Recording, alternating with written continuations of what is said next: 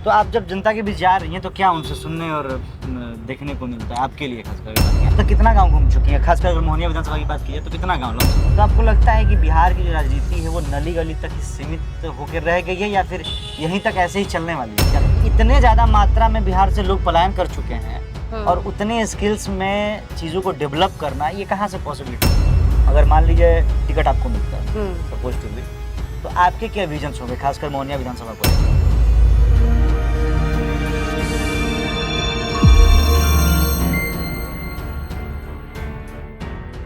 बातचीत करने के लिए हमारे साथ बनी है आरती जी हैं मोहनिया विधानसभा से, जो कि जनसुराज पार्टी के मोहनिया विधानसभा के लिए संभावित प्रत्याशी के रूप में भी और समाज में अपना एक छाप छोड़ रही हैं, लोगों के बीच जा रही हैं, अपना परिचय दे रही हैं और आवागमन लगा हुआ है जनता से।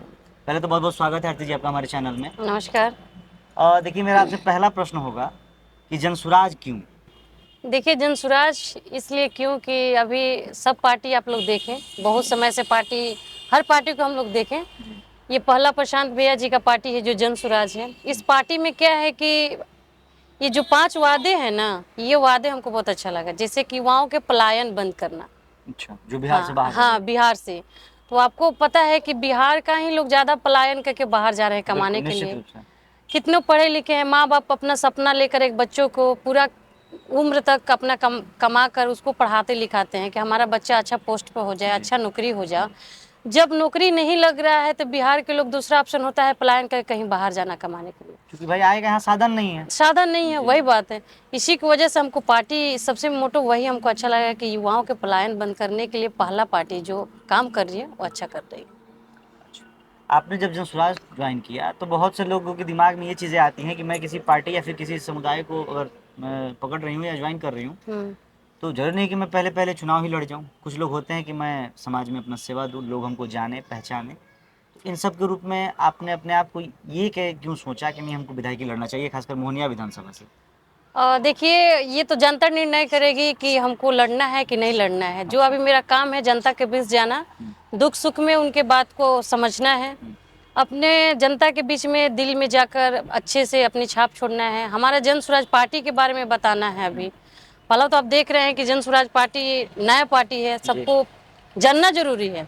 उसके थ्रू मुझे भी जाने लो कि मैडम कैसी हैं। वो लोग निर्णय, जनता निर्णय करती है ना कि दीदी को टिकट मिलती है तो हम वोट देंगे, सपोर्ट करेंगे, वो तो जनता के हाथ में है। तो आप जब जनता के बीच जा रही हैं तो क्या उनसे सुनने और देखने को मिलता है आपके लिए, खासकर बात की? एक्चुअली देखिए, मैं बता रही हूँ कि जनसुराज पार्टी से मैं जा रही हूँ। जनसुराज पार्टी के संगठन अनुमंडल महिला अध्यक्ष हूँ।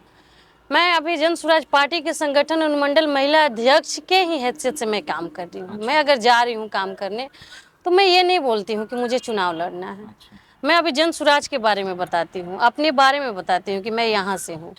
लोग बोला, यहाँ के मतलब जनते लोग, बहुत सारे सपोर्ट लोग, गर्जीवा लोग बोले कि बेटी अगर जनसुराज से आपको टिकट मिलता है तो हम लोग भरपूर साथ हैं। हाँ, मतलब लोगों से हाँ, ये कहने को मिला। अब तक कितना गांव घूम चुकी हैं, खासकर अगर मोहनिया विधानसभा की बात की जाए तो कितना गांव लमसम? लमसम गांव के मत बोलिए, पंचायत बोलिए। अच्छा, पंचायत हमको लगता है कि आपको पता है कि 33 पंचायत इधर पड़ते हैं, 2 नगर निगम है। तो हमको लगता है कि हमको नगर पंचायत है, कुदरा नगर पंचायत। हाँ, मोहनिया है ये नगर परिषद। हाँ, तो आपको वही हमको लगता है कि 25 पंचायत हम टारगेट में अच्छे से एकदम 25 पंचायत कवर अप कर लिए हैं। क्या सीखने को मिला इस देखिए एक आम जीवन, और आपने 25 पंचायतों का दौरा किया और जब लोगों से मिल रहे हैं तो क्या सीखने को मिला 25 पंचायत घूमने से? देखिए, सीखने के ये मिला कि बहुत सारे पार्टी आई, जनता के बीच गई, वादे किए कि हम ऐसे ऐसे किए, पर कुछ हुआ नहीं है। अभी बहुत सारे गांव है कि वहाँ नली गली नहीं बन पाया है,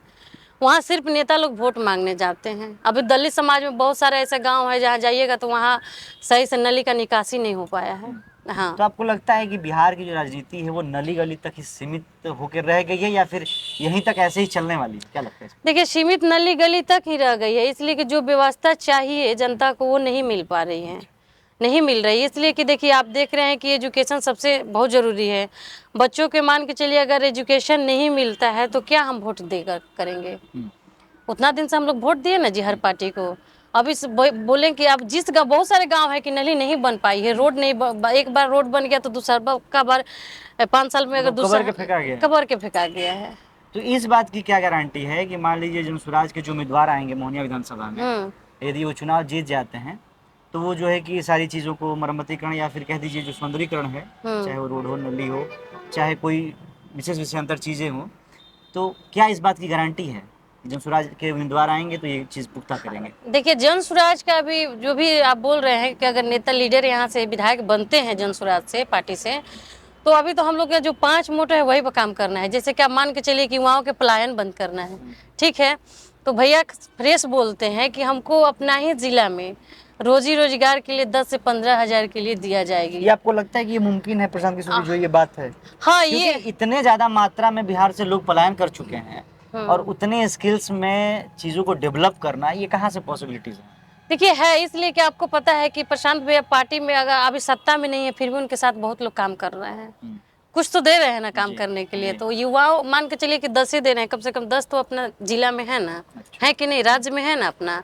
तो जीतने के बाद अगर पार्टी सत्ता में आती है तो उससे भी ज्यादा करेंगे, क्यों नहीं उम्मीद करेंगे। लगा हुआ है कि ये मतलब सफल हो पाएंगे इस पे? सफल होंगे एकदम, इसको तो हम गारंटी लेते हैं कि सफल तो होंगे। अगर मान लीजिए ठीक है, वो तो एक पार्टी की विचारधारा है जो 5 आप गिनवा रहा है, अगर मान लीजिए टिकट आपको मिलता है सपोज टू बी, तो आपके क्या विजन्स होंगे खासकर मोहनिया विधानसभा को लेकर?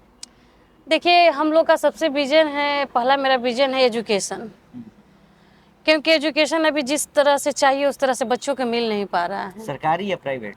देखिए प्राइवेट, देखिए अभी हमारे भैया बोले, प्रशांत भैया जी बोल दिए कि जो बच्चा स्कूल में पढ़ेंगे उसको फ्री एजुकेशन दिया जाएगा। सरकारी स्कूल में सिस्टम को चेंज करने के लिए समय लगेगा, तो सरकारी पे ही हम लोग का फोकस रहेगा। कि जैसे मान के चलिए टीचर जाते हैं, आप देखें कि बीपीएससी एग्जाम में बहुत लोग टीचर पास हुए हैं, क्या उस लेवल से पढ़ाई नहीं हो पा रही है? नहीं पढ़ाई हो पा रहा है, आप देख रहे हैं। तो इसी के, क्योंकि मेरा भी प्राइवेट स्कूल खुला है, आप जान रहे हैं कि हम लोग देखते हैं ना कि बहुत सारे बीएड लोग कहते हैं कि टीचर हम बीएड किए हैं, डिलीट कर किए हैं, आने के बाद पता चलता है कि उनके पास नॉलेज नहीं, वो सिर्फ डिग्री खरीद के आई हैं। मतलब सिर्फ डिग्री सर्टिफाइड है? हाँ वही बात मतलब है, सेल्फ नॉलेज। हाँ, तो आखिर तो कम से कम उनका भी भविष्य तो होगा, तो कि सरकारी में लग गया तो बच्चों के क्या पढ़ाएंगी, बस सैलरी उठाना। हाँ वही बात है। अंत में हम चाहेंगे जो मोहनिया विधानसभा की जनता देख रही है और जितने तमाम जनता जनार्दन देख रहे हैं हम दोनों को, आप क्या उनसे कहना चाहिए? देखिए मैं जनता से यही कर रहे हैं कि जनसुराज पार्टी के अभी 5 जो वादे हैं, ये प्रशांत भैया खुलकर सब मंच पे भी बोल रहे हैं कि हमारे साथ आप सपोर्ट करिए, क्योंकि देखिए उतने साल तक हम लोग हर पार्टी को साथ दिए, क्योंकि उनकी बार बदलाव करिए, परिवर्तन, हाँ परिवर्तन करिए, क्योंकि जनसुराज पार्टी 5 मोटो की लेकर चल रही हैं। पहला है युवाओं के पलायन बंद करना, तो अगर हमको लगता है कि पलायन बंद हो जाएगी, अपना ही जिला में जो कि आपको 10 से 15 हजार तक मिल जाएगा सैलरी से, कहाँ नौकरी मिल जाएगा, तो उससे बड़ा हमको लगता है कि बहुत ज़्यादा ही युवाओं लोग अभी बेरोजगार बैठे हैं, उसके लिए बहुत उनके लिए कहीं ना कहीं एक बड़ा सहारा, हाँ बड़ा सहारा हो जाएगा।